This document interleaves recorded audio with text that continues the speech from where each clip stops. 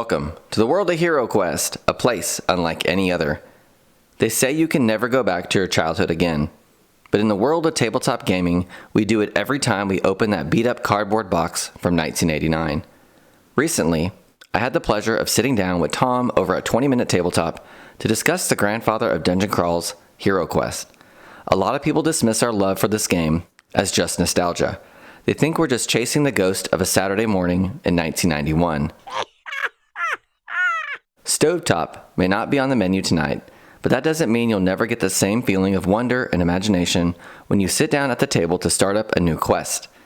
After 35 years of growing away from my childhood obsession, I finally sat down and finished painting an original HeroQuest set of monsters and miniatures, and on this journey, I've realized something. HeroQuest isn't just a memory, it's a masterclass in game design that still holds true today. This is The Fair Weatherman.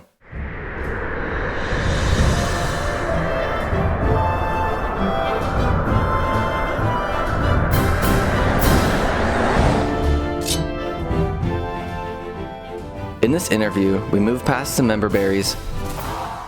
We talk about why the painted plastic philosophy creates a deeper investment for players, the gritty dungeon of the advanced HeroQuest system, and why this fandom is currently experiencing a massive global renaissance. We'll reminisce on dungeon-adjacent games like Battle Masters, Space Crusade, and Talisman, and discuss the Fanatic fanbase that's kept this game alive while it was relegated to the back of our closets.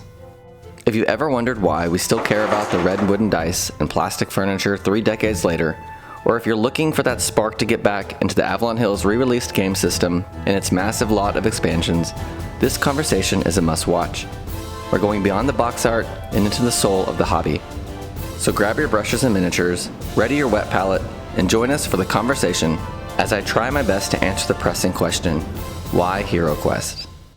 So, hello, Fair Weatherman. Thank you so much for joining me to talk about HeroQuest. Thank you, Thomas, for having me on. Yeah, it's a wonderful game. And I've been digging into your YouTube channel, which is some absolutely fantastic videos exploring the game. Really arty style of filming as well, covering a wide range of things. Thank you, appreciate that. And it was also lovely to see a video of you as a kid receiving the game. That is you, isn't it? Yes, that's me and my brother's Christmas Eve 1991. My parents bought us the game, I believe, from a Toys R Us. And it was awesome opening that thing up.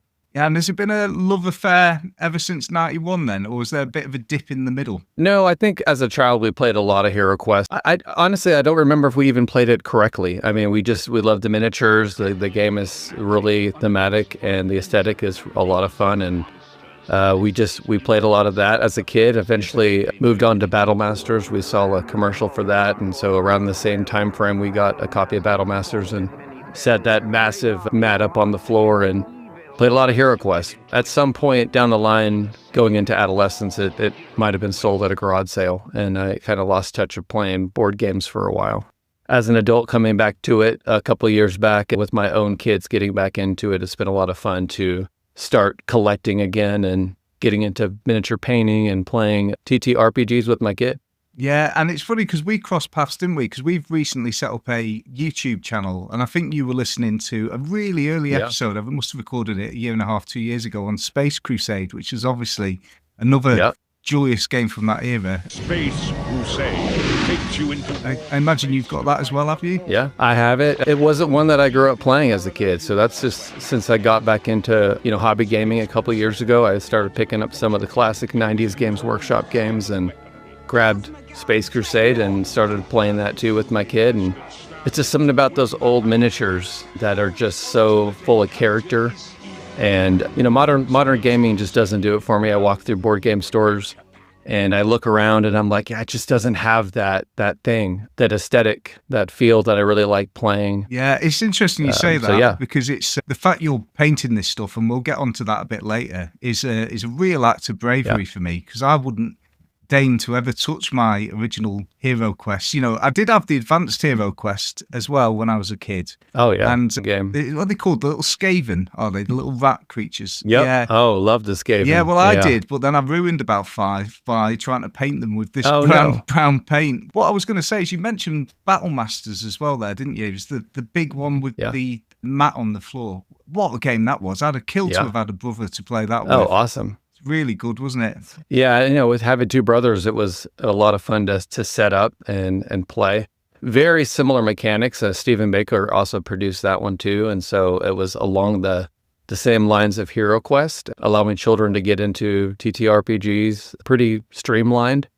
And it's just the miniatures. I mean, you got like almost 100 miniatures, I think, in the box. And so I can't even fathom sitting down and trying to paint that one up. No, really great game though, wasn't it? I remember the little wolf packs. Oh, yeah. Stuff. Yes. And so for me, coming back to it, I mean, I bought a copy of that about a year ago, and seeing all the miniatures again, it's really incredible how that stuff sticks in your brain. I mean, just the little goblins on top of the wolf riders, they're just so awesome. And watching it through the eyes of my 7-year-old, he pulls out all the miniatures and plays with them. It's really, really unique. I don't know if I'm just because I'm getting older and going back and reliving my childhood again with my kids. There's a fair bit of nostalgia in that for me, but the game is awesome. I mean, it holds up. We still play it. Yeah, well, we'll talk about that because obviously it's interesting, isn't it, that HeroQuest is ostensibly a kids game. I think it's fair to say. It was marketed at children, and yet it's still captivating. And it's got to be something more than nostalgia, right? Because sometimes when you're nostalgic about something, like an old sweet that you had when you were a kid, and you have that sweet, it's too sweet. It doesn't taste like it was when you were a kid because you're seeing it through different eyes. But in terms of HeroQuest, do you think it's still holding up? Because it was re-released recently, wasn't it? Yeah, in 2020, they put it on HasLab and did a crowdfunding campaign for it. If I remember right, it raised like $200,000 in 45 minutes. I think they had like $1 million they were trying to crowdfund to get it released. And I missed out on that. That was a couple years back before I got into it. And they had a lot of exclusives. But there is a really large adult fandom that is trying to collect everything. And there was some exclusives that were released specifically during that campaign that they haven't released and more than likely won't, certain minis and figures. The original crowdfunding campaign, they had all 4 alternative gender sculpts was one of the stretch goals, which are kind of hard to come by. It was the heroic tier. And then if you miss that, what they've done with all the expansion is they've done their best to throw in an alternative sculpt, gender sculpt in the box. So with Wizards of Morcar just released, they gave us the female wizard. Mm-hmm. So if you didn't have access to the original in Jungles of Deltarak, they gave us an explorer, a male and female, and they're kind of dwarf characters. So I'm good if they don't actually give us one of those female dwarves. But every game system expansion is packed with new miniatures. And so not only do you get new content, you also get new miniatures. Yeah, and new mechanics and miniatures. Were the fan base broadly, I mean, I'm all for that, by the way, for inclusivity and representational issues being addressed through gaming. Yep. Was there any kind of kickback when they sort of changed genders in the original release of the on the re-release? I didn't. I wasn't there early on, but when I picked up the box, I wasn't bummed out at all. I do know, looking at my YouTube and look at who's watching the channel. I mean, it's a bunch of older guys in their 50s. So I like that they have female variants for, our daughters to jump in, our wives to jump in and play. But no, there hasn't been any pushback. I don't think there necessarily will be. I shouldn't. Yeah, I'd hope there isn't really. It's it's not going to hurt. It's not hurting anybody, is it? Giving you alternatives to play with. Exactly right. So there is a collecting component to it for a lot of adult hobbyists, but at the same time too, with all of the expansions that they're putting out that they've created, they're adding more to the game. So yes, initially the game was fairly easy for a kid to understand, and so playing those first initial quests are fairly easy to get through. But as you get into the expansions, the game does level up and get harder. There's new monster miniatures. There's new game mechanics. There's a bunch of hero classes now that they've added. And so it is marketed for kids, but at the same time, too, there's a lot of adults who play with their friends. It is definitely challenging when you get to the expansions. Frozen Horror is extremely challenging.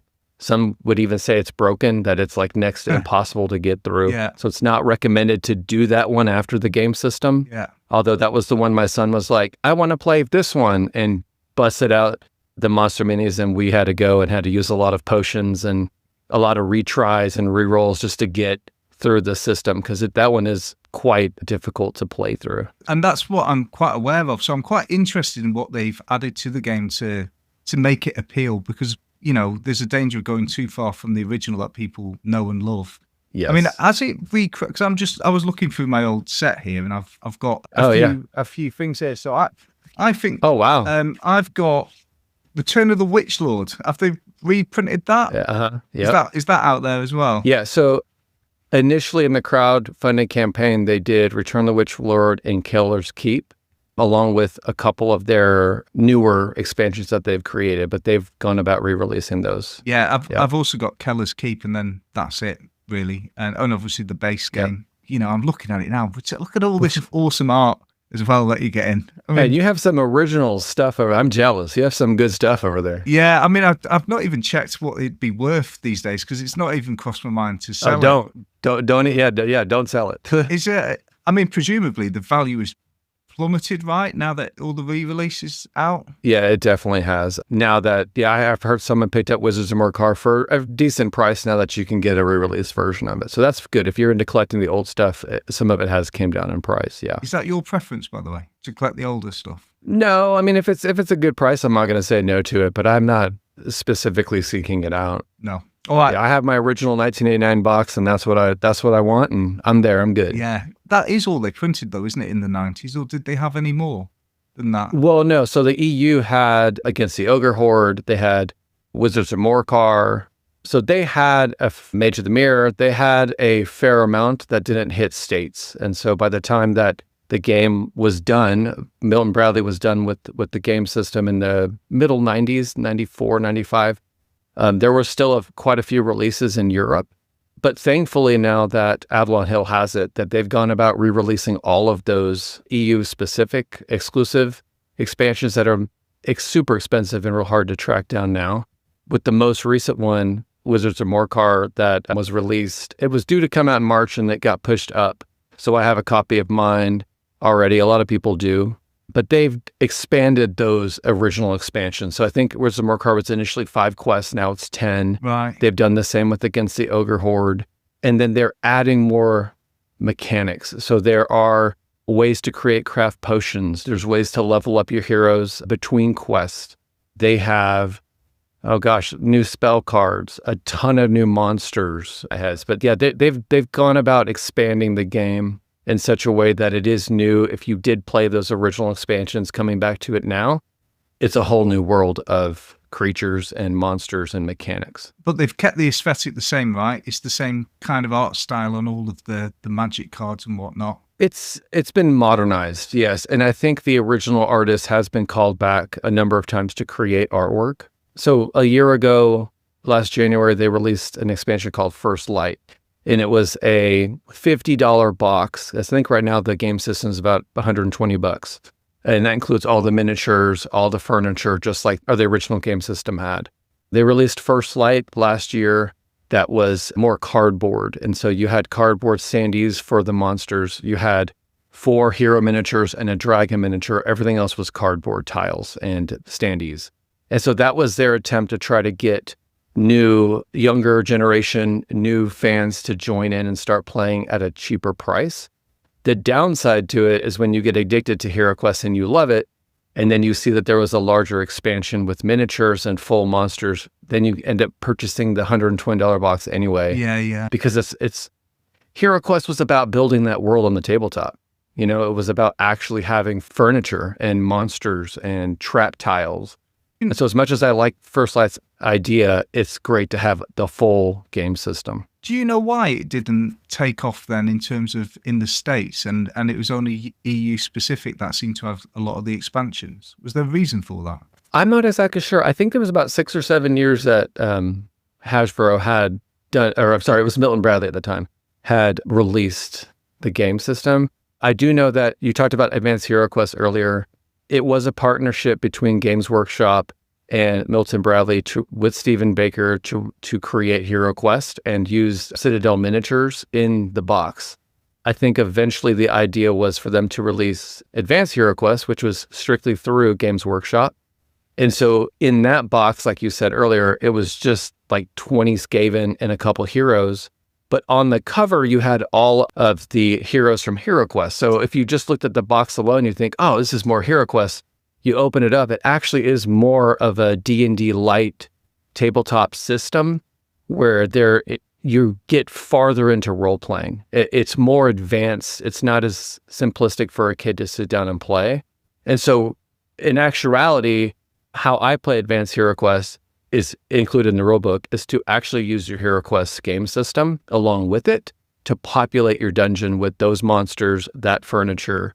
And then they also were hoping that you would go down the line of buying all the Citadel miniatures to populate the Advanced HeroQuest dungeon as well. Yeah, I had a similar experience with it, to be honest. It was disappointing. Not so much so that the game was disappointing, but I couldn't really say because I never, despite having it out so often, it just felt overwhelming. I remember the rule book was quite thick as well, wasn't it? Lots and lots of pieces of paper. It's ginormous. And you need a game master. I mean, HeroQuest is set up for you to have a GM. They do now have an app. So the new version, you can use an app. So you can have multiple people playing heroes, or you can play 2 heroes and run the app, and it will tell you when you open a door what populates. It'll move the monsters for you. You'll keep track of all of that. Advanced HeroQuest, it's so deep. I mean, it's a really awesome, gritty dungeon crawl. Even when I go back to playing it and get everything out, I have to reread the rules sometimes to figure out exactly how the turn system works. You know, it's their system of how they keep track of the monsters, and it's a whole different world. So I think for a kid to pick up that box, it would be too overwhelming to try to even understand how to play it. Yeah. As an adult looking at it, I'm like, oh, this game is awesome. Like, it's fantastic. Yeah. And so for me, now that I have both games, Advanced HeroQuest and HeroQuest, I'm now appreciating what each system has to offer and learning to accept. Advanced HeroQuest is supposed to be this gritty, dark dungeon where you can utilize more of depth to a game than HeroQuest, rolling dice, having fun. So there's a couple of things you mentioned there that I'm quite interested in. You talked about the fan base being really active over sort of 30 odd years. Aging us this, isn't it? Saying 30 odd years. How does that work? So I imagine there's Discord servers, right? And fan-made content? Yeah, tons of fan-made content. When I got back into the game, I was just like, hey, does anyone else know about how awesome this game is? And then I realized, oh yeah, there's tons of people who know how awesome this game is and had been playing it during those 35 years when it was in the dark. There's a site called the Ye Olde Inn, and that's kind of a historical, just a reference of all the different expansions. It talks about the Japanese version of HeroQuest, which was slightly different. It has all the EU stuff. You have all the copies of all the content that you can print off. And then when Avalon Hill took it over, they still kind of allowed and accept a lot of the fandom creating content. You can go to Discord. There's an amazing Discord called HeroQuest Fans. It's amazing. People from all over the world pouring into that community.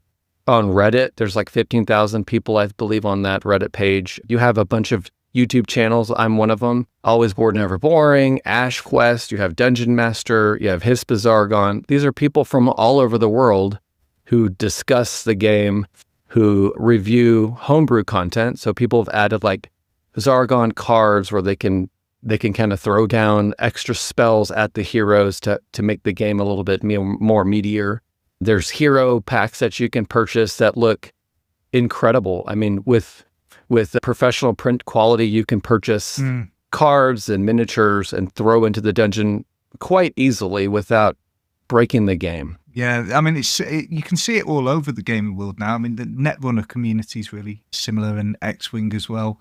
So you actually review some of that fan content yourself on your channel. Have you tried some of it? People send me stuff and I'll review it. I'll take a look at it. I actually have a guy named Han from Ireland who's actually going to be sending me a quest pack. So he has a quest pack that is in the vein of HeroQuest, right? You can't put HeroQuest label on any of this stuff, but you can have it called, something else. Yeah. And he's actually creating a quest pack for Beowulf. So he's taken the story of Beowulf, awesome. Adapted it into HeroQuest. Yeah, he's done it with Dracula. He has 2 stories of Dracula. And there's a guy in Europe who prints miniatures specifically for the quest pack. So you can purchase his quest pack. You can go purchase the minis that he 3D prints, and then you can drop it in the dungeon.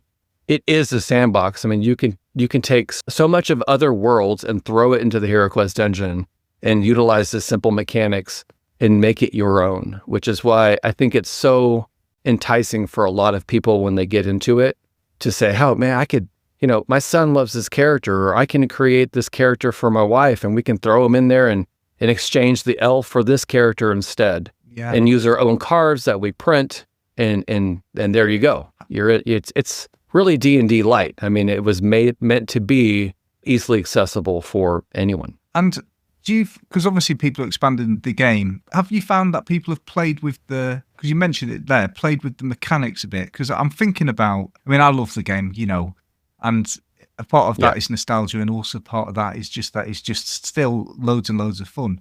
But the one rule that you just don't see in modern board gaming is obviously like roll and move. Just doesn't seem to happen anymore in those kind of games. So I'm wondering if people have kind of modded the game and modernized it, because we've had 30 years of game design, so there's probably some streamlining. Has that happened as well? Is there some things that have taken off? Yeah, there's a lot of people say if there's no monsters on the board, you can roll. I think they'll make you allow you to move up to 7. I don't know. Like I guess I'm kind of a rules purist at times, where I'm like, if my dwarf character's hauling around a bunch of chainmail and he can't move very far, well, yeah, it'd be nice if he could move 7, but wouldn't he get left behind in the dungeon after a while? He can only roll 1 dice and he gets a 3, and we're all over here and he's way back here getting, eventually a door gets open and he gets slaughtered back there. Yeah, I don't play a ton of modern games. As you can see, I'm into Talisman, 3rd edition, Dungeon Quest. So these older systems for me are appealing. So there is a lot of modernizing some stuff, but I think that's just left to you and your mates. Like, you're going to sit down and play whatever y'all decide the rules to be. If you as a kid learned a specific rule and that's how you played it, and you maybe misread the rules, but that's how you've only known to play it, then that's just what you do, as long as all parties at the table are okay with it. Yeah, it's funny, really, because my fondest childhood memories was my uncle being the dwarf and being way behind everybody and not being able to move particularly quickly. And modding that out would be a shame, really. So so I'm going to retract my question. Why would you touch perfection, when it's as good as that? I'm interested, though, in something that you just said there, in terms of, like, obviously I host a board game podcast, 20-Minute Tabletop, and my friend Kev, who's the co-host, is really into miniature gaming, obviously grew up with HeroQuest as well. But he's more of the miniature gaming world, I'm more of the board gaming world. And for a man that has clearly got the same love, more so than me, of HeroQuest, I think it was that early childhood experience that kind of brought me into the modern day board game shop. So I'm just wondering, what is stopping you sort of digging into what's been released more recently across these similar genres, Yeah. I think for me, mentally, I can only amass so much stuff, right? And so I always say I play a lot of dead games, right? They're not pouring into Space Crusade anymore, They are HeroQuest, and that's the exception for me. But I've just told myself, for the sake of my pocketbook, for the sake of the amount of space that I have in my closet, I'm going to get into just specific, like, the game has to be appealing to me. And quite honestly, like I said earlier, it's the miniatures, like just these old, heroic scale with the larger heads and the disproportioned bodies. I love that aesthetic. And I think modern games is just, I've gone into a Warhammer store and my son and I walk in and there's just so much. And it's incredible. But I know if I got started, it'd be hard to just say, okay, I'm stopping here, For me, HeroQuest, I'll get HeroQuest. Talisman was re-released a couple years back. And so, and I thought about getting the newer Talisman. I think it's 5th edition. It's on now. And those miniatures are sculpted by the same people who sculpt HeroQuest. I mean, Avalon Hill's put that one back out too. So a lot of people take those minis from the modern Talisman and they throw them into HeroQuest and exchange them for the wizard for a wizard, or they'll create other characters out of them, which is great. So I was like, hey, I think I might do that. But then I open it up and I'm like, I just don't like the art aesthetic. You open up the 3rd edition Talisman game board and there's, cartoon skulls everywhere, and there's, just really quirky hand-drawn art, and it just draws me in. And I even would say it draws my son in too. I feel like, modern art, I mean, there is a lot of AI in art. I'm not saying that Talisman has it, but the game looks almost too busy, you know? Yeah. It's not simple. It's not old school fantasy that I'm into. And so as much as I would probably enjoy playing the modern Talisman, because I love the old one, you know, for me, I'm like, okay, Talisman 3rd edition, there's a couple expansions. I can pick all those up. I homebrewed most of the expansions because they're like, you know, super expensive online. And so like I have it all. It's complete. I don't have to wait and get every single thing that's going to come out to follow. Like, you do make a fair point because, you know, it does spiral. A lot of these gamers will have Kallaxes full, as I'm sure you've seen, and I'm one of them as well. Yeah. And I'm just feeling a full sense of guilt. In fact, we've talked about it on some podcasts. So I can understand why focusing on a niche, particularly when it's got that aesthetic that really, really appeals to you. I guess it's like, you know, like in a particular, I was going to use a really terrible analogy. I was going to say it's like in a particular flavour of crisp. You just keep going back to it, and why mess around with the other flavours? Yeah. But, you know, it is. Right. I suppose it is a bit like that. Yeah, and with board games, you can easily go, oh, I'm going to pick that up. That's awesome. But then you realize, like, you only have so much time, you know? So, like, how much time can you commit to your hobby? How many games can you really get into and enjoy? It's very true. You know, for me, I'm like, I haven't played every bit of Space Crusade. I haven't played every expansion of HeroQuest. Like, I'm collecting it to collect it. We're going to get through it when we get through it with my kid. Is that how you're fundamentally playing it as well? Is it you and your son or sons? Is that how you're doing it? My son and my daughter plays sometimes. I'll get my wife sometimes to play. My brother, you know, as kids, we played it. So like we have to make an attempt to say, hey, this weekend, can we get together and play through? I'm just finishing up painting my original 89 HeroQuest. So I'm like 3 pieces of furniture away from knocking that out. So I texted my brother, said, hey, I'm going to have a painted system. You know, let's start playing. And I have the original Keller's Keep. So I'm like, let's play through Keller's Keep. Like, let's get back together like we were as kids and play through the game with the old system. I have the modern systems, but the old one's painted. Let's do it. And so we'll use the app, you know, if we want to do that. My son and I will bust out the app and play. But yeah, essentially getting back into this and becoming a hobby of mine has really been to spend time with my kids. You know, my daughter, she kind of was all game and realized, I really don't like this. But, you know, I don't play a lot of video games. You know, I just don't. And so for me, like painting in the evenings and watching a movie as I paint and then busting out the game system on the weekend and playing with my kids, like that's fun for me. It's creative. It's a great outlet for me to do it. It's just enjoyable. Yeah. And like I say, kudos to anybody who puts paint on miniatures. I have tried it. I've loved trying it as well, but I'm a very harsh critic of myself, and I just feel like, you know, I was nervous too. Yeah, I feel like I'm going to ruin stuff. You know, I feel like I'm going to ruin stuff, and then I do. Well, you know, the best way to do it is like I was with you. You said earlier, like, I'm not going to touch my original HeroQuest. I'm going to ruin it, you know?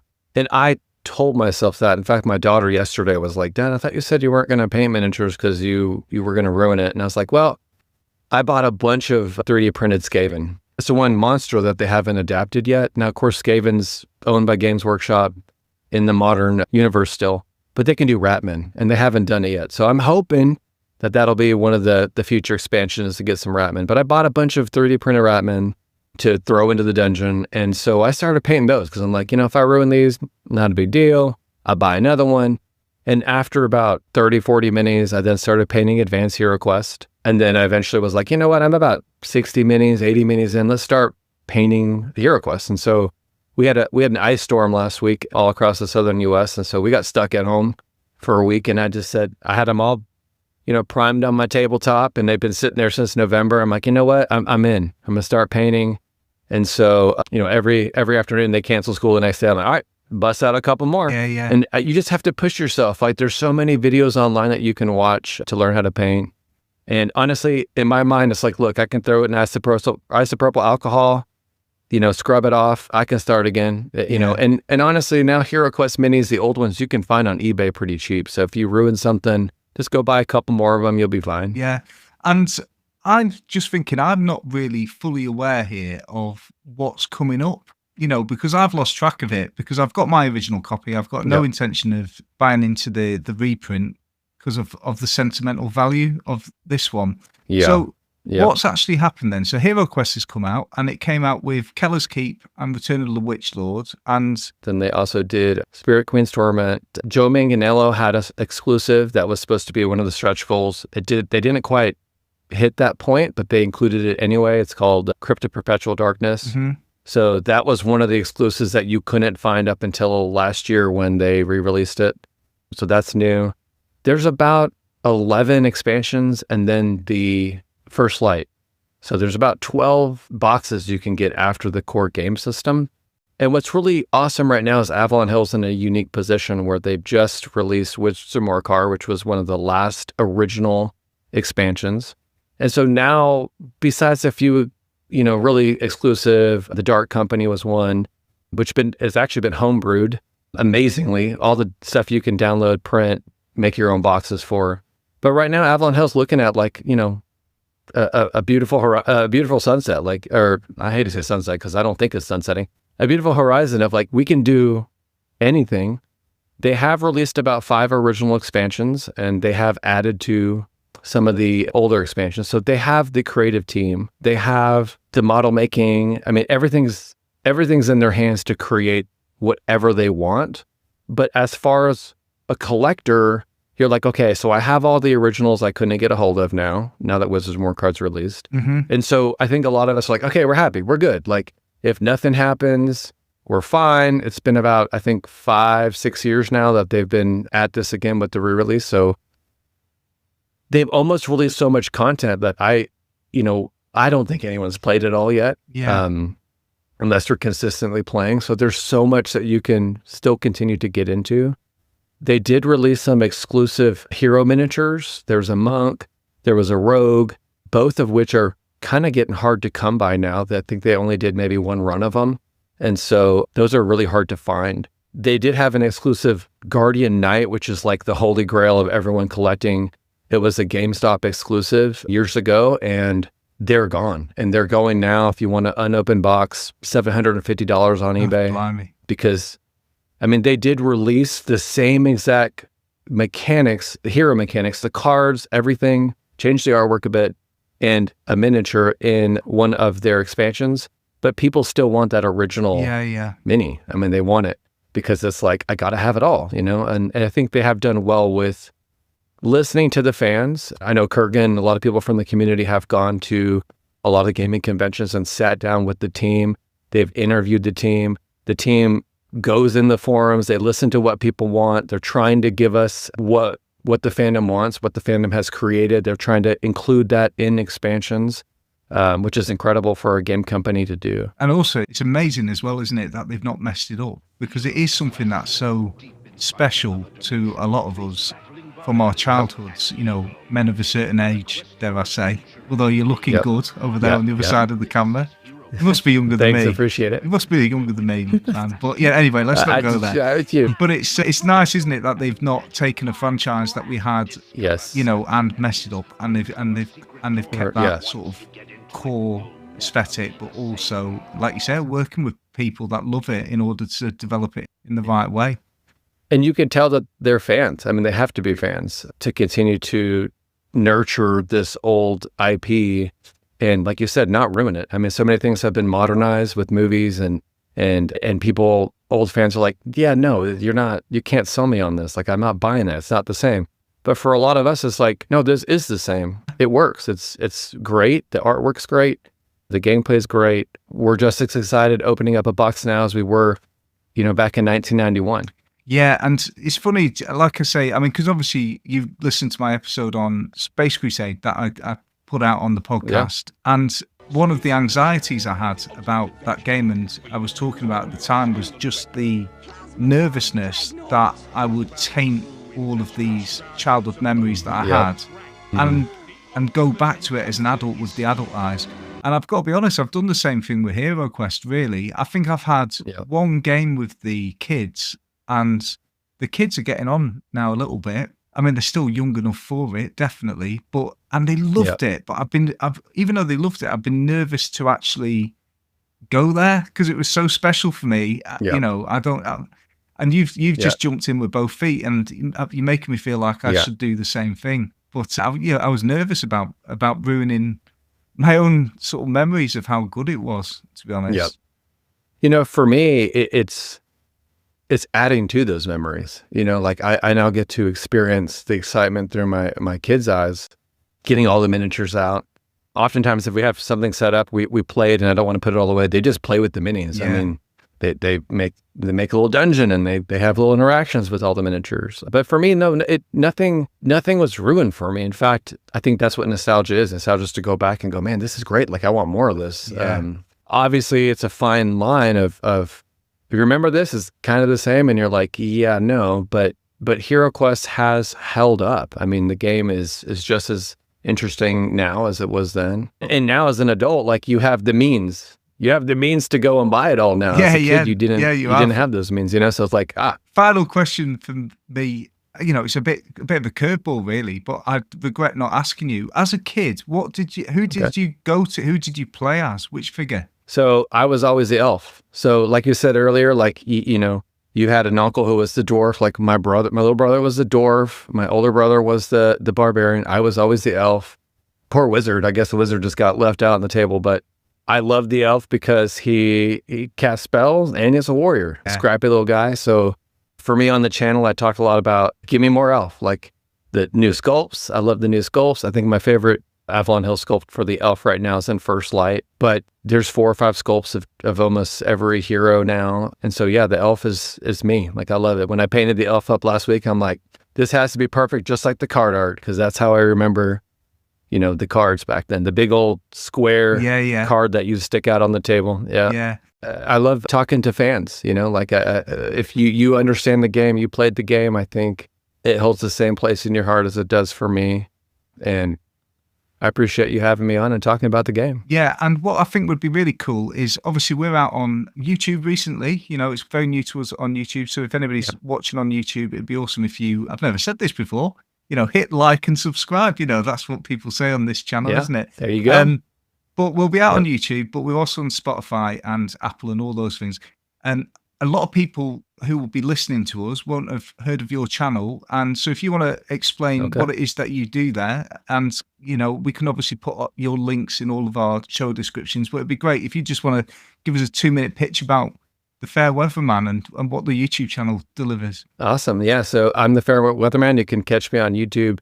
It's really mainly HeroQuest, but we do talk about other dungeon adjacent games, dungeon crawls from the 90s, Advanced HeroQuest, Talisman, Space Crusade, Dungeon Quest.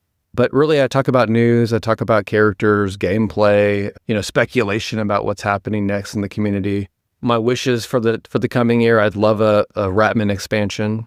I've recently started painting on the channel. I'm trying to document almost my hobby journey essentially on the channel. And I'm thankful that people have followed and have been excited about everything that I've dropped so far. And it's been great getting into the community and meeting other people like you, Thomas, and just hobbying together. I mean, I think we oftentimes live in silos painting at night, but knowing that there's other people out there around the world doing the same thing has been a joy for me to produce and to connect with. Yeah, and I would say it's worth checking out. It's not what I'd describe as your standard YouTube fare. There's artistry in the way that these videos are put together. I think you've done a really cracking job. And I know I was talking to Kev, the co-host, and we were both saying, you know, this is cool stuff. So yeah, check it out, the Fair Weatherman YouTube channel, and there'll be links all over the place for you to click.